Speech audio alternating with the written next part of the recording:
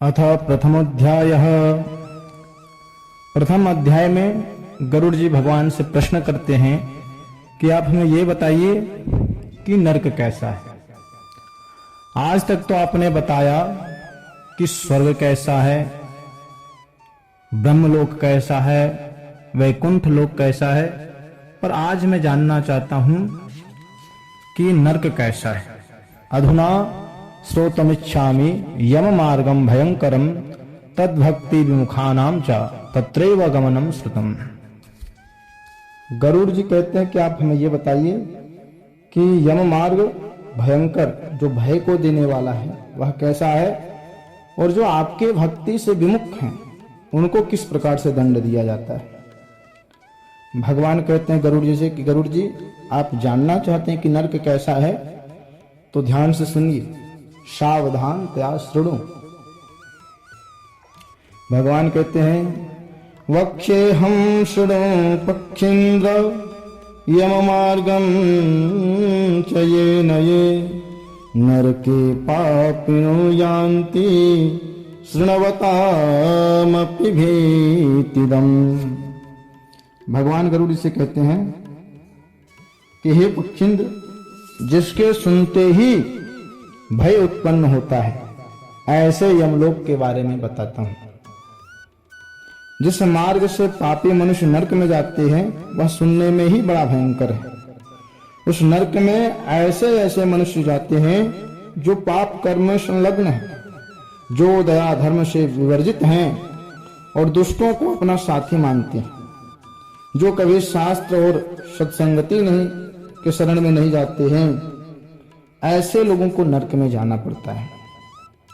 कुछ लोग हैं जो कहते हैं कि हम बड़े हैं और अपने आप को बड़ा समझ करके कभी किसी का सम्मान नहीं करते हैं, हमेशा लोगों का तिरस्कार करते हैं।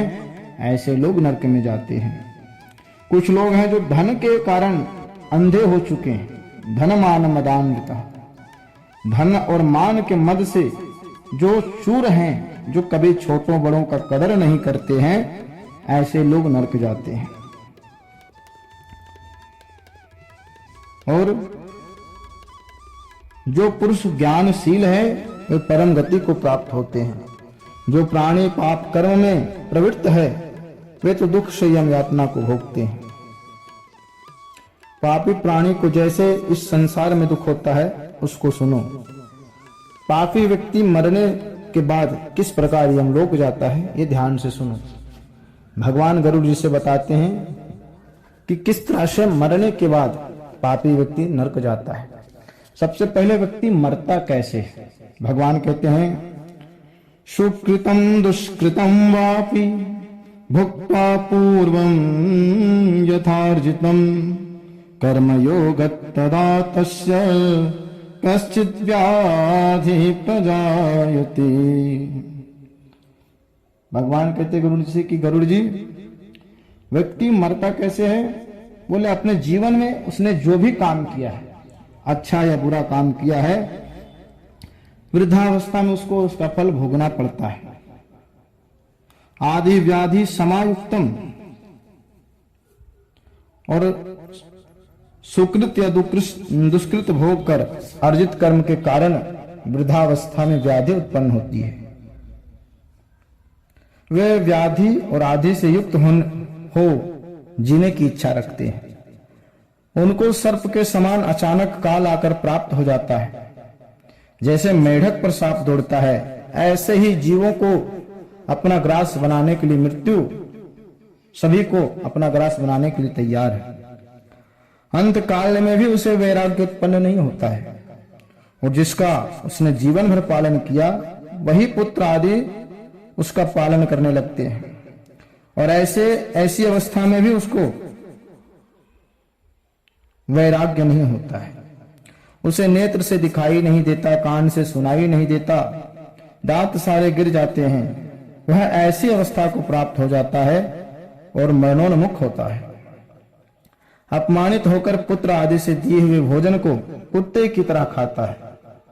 रोग युक्त है, भोजन जो करता है वह पचता नहीं, अल्पहारी हो जाता है एवं चलने की शक्ति भी कम हो जाती है।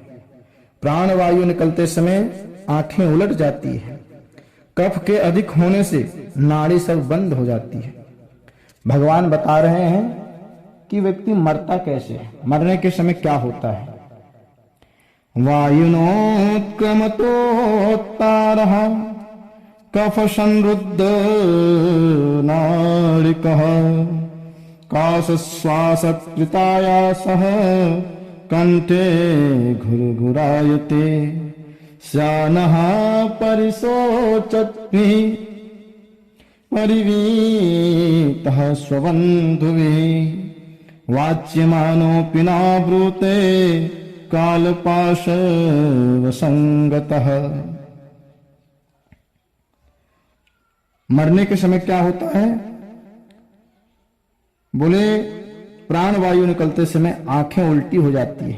कफ के अधिक होने से नाड़ियां सब बंद हो जाती है। खांसी और श्वास के समय कंठ में घुर घुर शब्द होने लगता है। उसकी चिंता से परिवार के लोग चारों ओर उपस्थित होकर उनके मध्य में वह सोया हुआ व्यक्ति कालपाश के वशीभूत होने से बोल भी नहीं पाता है।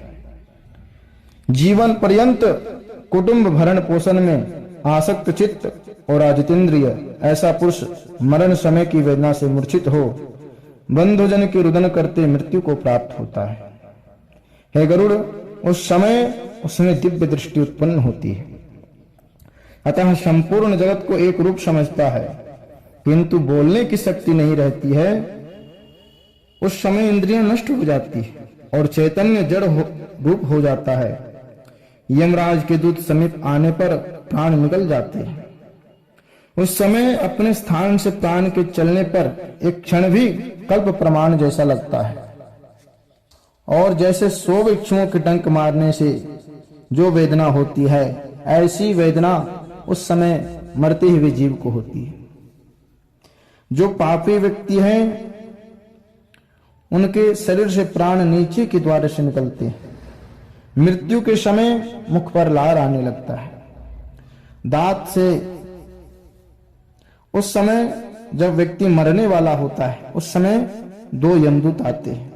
और यमदूत कैसे हैं? तो भगवान यमदूतों के बारे में वर्णन करते हुए कहते हैं, ऊर्ध्व केशौ काक कृष्णौ वक्रतुंडौ नखायुधौ तान् दृष्ट्वा त्रस्त-हृदयः शकृन्मूत्रं विमुञ्चति।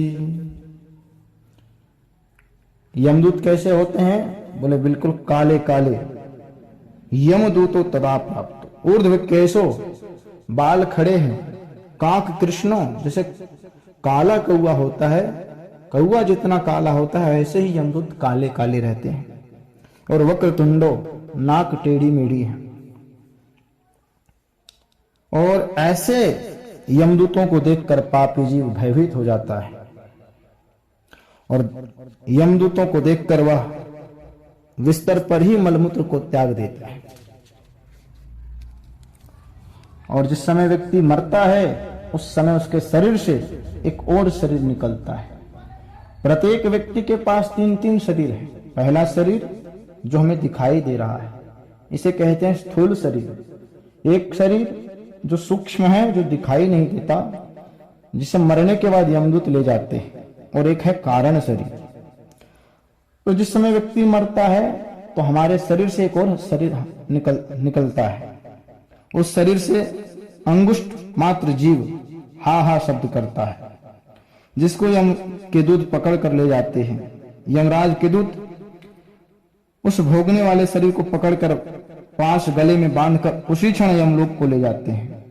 जैसे राजा के पुरुष दंडनीय प्राणी को पकड़ करके ले जाते हैं, इस तरह उस पापी को रास्ते में थकने पर भी यमराज के दूत भयभीत करते हैं और उसको नरक के दुख को बारंबार सुनाते हैं। कहते हैं जल्दी चलो, तुमको यमलोक में ले जाकर के पीछे कुंभी पाक आदि नरक में ले जाएंगे। इसलिए आज देर मत करो, जल्दी चलो, अभी मैं दिखाता हूं कि नरक कैसा होता है। ऐसे यमदूतों का वचन सुन और बंधुजन का प्रलाप सुन पापी उच्च स्वर से विलाप करते हैं, किंतु उसके यमदूत ताड़ना ही देते हैं।